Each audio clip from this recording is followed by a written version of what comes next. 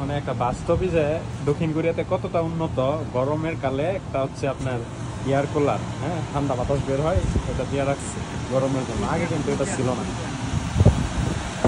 এখানে সুইচ দেওয়া আছে, একবারে ঠান্ডা বাতাস বের হতেছে। হ্যাঁ, অন করার পরে আপনি যে কোনো মোডে দিতে পারবেন। বাইরের সামনে একবারে ঠান্ডা বাতাস। আর যে দুইটা পাইপ দেওয়া আছে,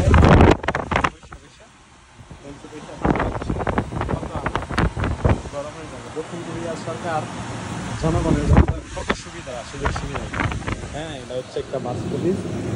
হ্যাঁ, আমরা নিয়মিত এই বাস স্টপেজ থেকে আসা যাওয়া করি।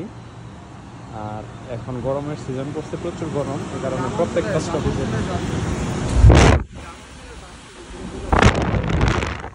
সাধারণত হচ্ছে আপনার এই কি বলে গ্রামের ভিতরে দিকের সাইডে, বেশি আহামরি বড় শহর না।